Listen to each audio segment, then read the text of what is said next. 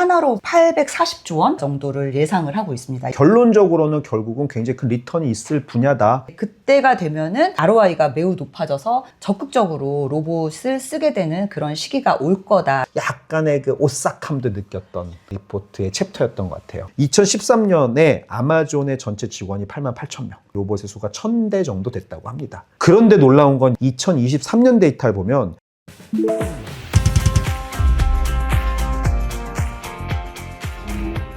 혁신 전파사, 저는 최영욱, 전진수입니다. 굉장히 유명한 리포트가 있습니다. 빅 아이디어 2025. 해마다 아크 인베스트먼트라는 곳에서는 올 한 해 동안 투자의 방향이라든가 기술의 어떤 동향, 투자에 대한 여러 가지 철학 같은 것들을 담아서 매년 한 번씩 보고서를 내놓는데요. 네, 아크 인베스트먼트는 이제 한국에서는 그 돈나무로 유명한 캐시우드 대표님이 열심히 하고 계시는 걸로 알고 있고, 공격적으로 투자를 하는 것으로 저는 이해하고 있습니다. 네네. 이 아크 인베스트먼트 같은 경우는 과거에 비트코인이라든가 네. 크립토 관련돼서 굉장히 많이 투자를 했었고요. 또 테슬라, 네, 테슬라. 초창기에 굉장히 많이 투자했죠. 그래서 테슬라를 사람들이 믿지 않았을 때부터 공격적으로 투자하면서 파괴적 기술에 대해서 특히나 많이 투자를 하는 곳으로 유명합니다. 네. 2025년 아크 인베스트먼트가 무엇을 바라보고 어떻게 투자할 것인가에 대한 기술적 백그라운드가 다 나와 있는 리포트다. 올해 빅 아이디어 2025년에는 크게 5개 필라를 정했습니다. 5개 필라가 뭔가요? AI, 로보틱스, 에너지, 스토리지, 그리고 퍼블릭 블록체인, 마지막으로 멀티오믹스까지입니다.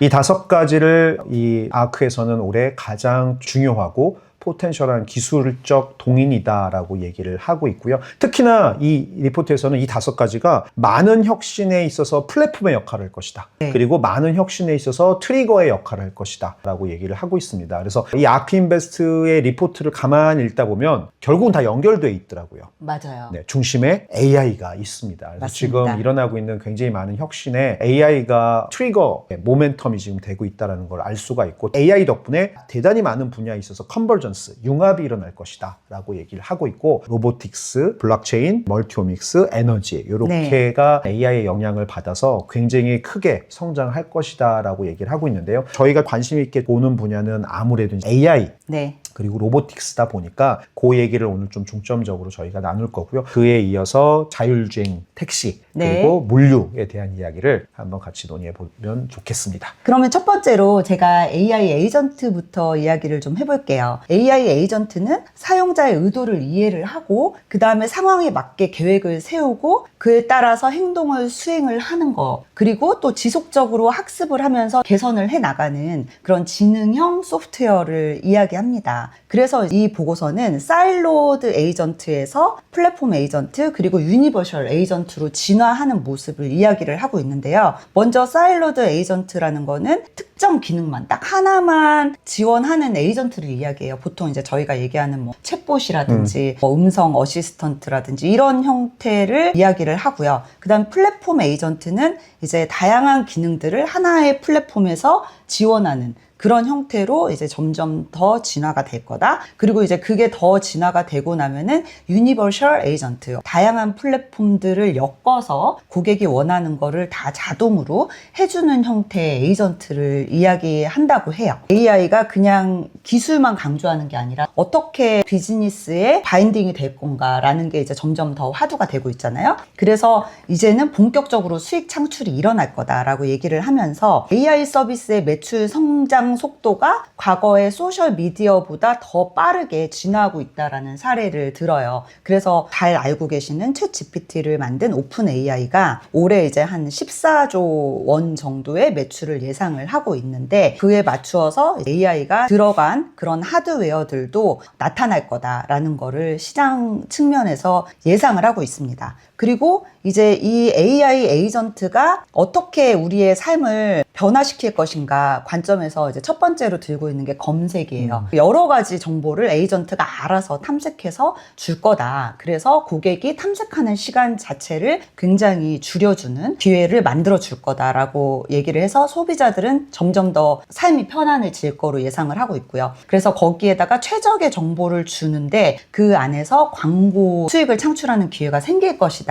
그래서 실제로 검색이 AI 에이전트로 전환이 되면은 AI 중재 광고 수익이 급증할 거다라고 이야기를 하고 있고요. 그래서 2030년이 됐을 때는 AI 광고 수익이 전체 디지털 광고 시장의 54%를 차지할 것으로 예상을 하고 있고요. 그리고 전체 이제 디지털 광고 시장이 1.1 트릴리언 달러예요. 여기에 이제 54%를 차지하게 되면은 하나로 840조 원 정도를 예상을 하고 있습니다. 이렇게 검색의 패턴이 바뀌면서 광고 시장이 AI 에이전트를 중심으로 일어날 거다라고 이야기를 하고 있습니다. 두 번째로 이야기하는 거는 온라인 쇼핑인데요. 이제 AI 에이전트가 쇼핑을 도와주게 되면은 쇼핑의 여정을 전체적으로 자동화를 해줄 건데 전체 전자상거래의 25% 정도를 AI가 주도를 해줄 거다. 이 액수 또한 한화로 1.3경원, 9조 달러 정도가 될 거라고 예상을 하고 있어요. 굉장히 큰 액수의 시장이 열릴 것으로 예상을 하고 있고요. 전체 디지털 월렛을 통한 거래량이 발생을 하는데 그 중에서 72% 정도까지를 AI 구매 에이전트가 개입을 할 거다. 또 하나는 AI 에이전트를 통해서 생산성이나 뭐 경제성도 올라갈 거다라고 얘기를 하고 있는데요. 가장 대표적으로 커스터머 케어 AI 에이전트가 전체 고객 서비스의 문의를 35%만 처리를 한다고 해도 기업이 이제 상당하게 인건비를 절감할 수 있다. 그리고 응대수가 계속 증가를 했을 때 그 증가하는 부분에 대해서 추가로 비용이 늘지 않기 때문에 그때부터는 정말 큰 세이빙 효과가 일어난다라는 거를 파이낸셜 측면에서도 알 수 있습니다. 그리고 코딩 역량을 이제 빠르게 가속을 시키기 때문에 개발 비용이 전체적으로 이제 줄고 플랫폼 쪽으로 굉장히 시장의 중심이 더 모일 거다라고 이야기를 하고 있어요. 플랫폼의 파워를 가진 회사가 힘이 막강해질 거다라는 생각이 들고 있고요. 소프트웨어 기존 시장 자체도 앞으로도 더 빠르게 커질 거다라고 이야기를 하고 있습니다. 그래서 이 보고서에서는 캄브리아의 폭발 같은 시대가 소프트웨어 시장에서 발생할 거다 라고 이야기를 하고 있고 자동화되는 업무 시간 비율이 31%에서 많게는 81%까지 늘어날 거다. 그리고 소프트웨어 시장의 그 연간 성장률 18%에서 48%까지도 늘어날 거다라고 예상을 하고 있습니다. 결국은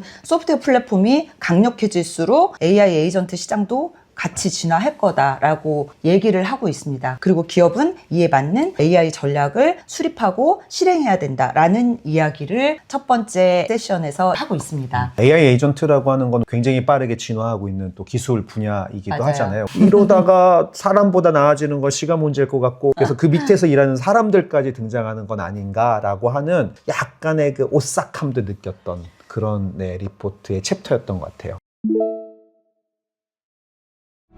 다음 챕터는 로보틱스입니다. 이 챕터에서는 로봇이 우리의 삶과 산업을 근본적으로 어떻게 바꾸고 있는지를 이야기를 하고 있어요. 아크가 우리는 이미 오래전부터 자동화의 혜택을 누려왔다라는 이야기를 해요. 세탁기를 도입함으로써 노동시간을 87% 절감을 시켰다는 걸로 이제 보고서가 시작을 합니다. 그 아마존의 그 키바 로봇 있잖아요. 원래 키바를 도입하기 전에는 고객이 이제 들어가서 아마존에서 누르고 딜리버리 준비 딱 하는 데까지 70분이 걸렸다고 해요. 그런데 키바를 도입을 하니까 그게 15분으로 줄어서 로보틱스가 도입을 하는 게 생산성도 올리고 우리 삶도 더 좋아지게 할 거다. 가정용 로봇과 제조용 로봇 시장을 얘기를 하는데 그 각각의 로봇 시장이 13조 달러 규모의 시장 기회를 창출할 것이다 라고 예측을 하고 있어요. 그리고 이제 요즘 워낙 화두가 되고 있는 휴머노이드 로봇에 대해서 이야기를 하고 있는데 여러 가지 사람이 하는 일들을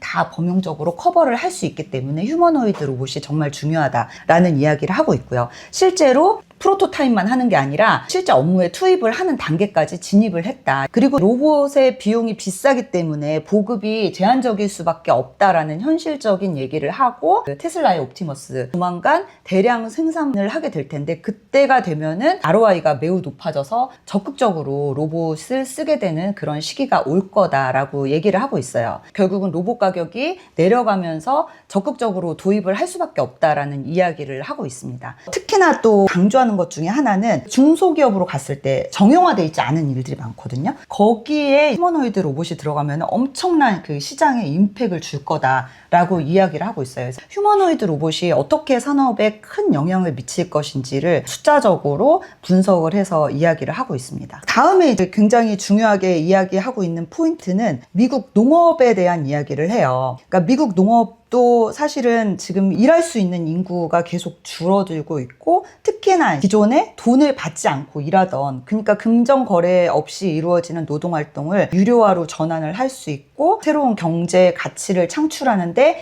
이 로봇의 역할이 굉장히 커질 것이다 라고 이야기를 하고 있어요. 이 로봇 산업이라고 하는 게 사실 저게 얼마만큼 큰 건지 감이 잘 안 와요. 얼마 전에 봤던 차트가 또 생각이 납니다. 2013년에 아마존의 전체 직원이 88,000명, 로봇의 수가 1000대 정도 됐다고 합니다. 그런데 놀라운 건 2023년 데이터를 보면 사람은 150만 명이 일을 하고 있는데 로봇은 100만 대가 일을 하고 있는 거예요. 근데 이 숫자가 더 무서운 건 그 전해 2022년 숫자 때문에 그래요. 사람이 6, 7만 명이 줄은 거죠. 그런데 로봇은 52만 대에서 108만 대로 와. 2배가 된 거죠. 로봇에 의해서 대체가 되는 거죠. 대표적인 예가 뭐 멀리 안 가도 로봇 청소기도 마찬가지인 것 같아요. 굉장히 편리하다라는 의견들이 지금 되게 많은데, 이게 단순히 이제 서비스 로봇을 넘어서서 반려 로봇, 교육 로봇, 우리 옆에서 뭔가 우리를 도와주는 가사 보조 로봇 등등이 분화되면서 이제 계속 발전할 거라는 것을 이 리포트만 봐도 확신을 할 수 있는 것 같아요. 왜냐면 저 숫자는 그런 게 없다면 만들어질 수 없는 숫자거든요. 네. 세탁기부터 비유를 한 거잖아요. 그러니까 지금 우리가 하고 있는 일상에서의 굉장히 반복적인 일들 있잖아요. 그런 일들을 휴머노이드 로봇이 대체를 하게 되면은 인간은 좀 더 인간다운, 더 가치 있는 삶을 살고 더 여유로운 시간을 보내거나 즐길 수도 있는 이런 쪽에 가치를 부여하고자 하는 게 주요한 메시지가 아닌가라고 네. 생각을 해보았습니다.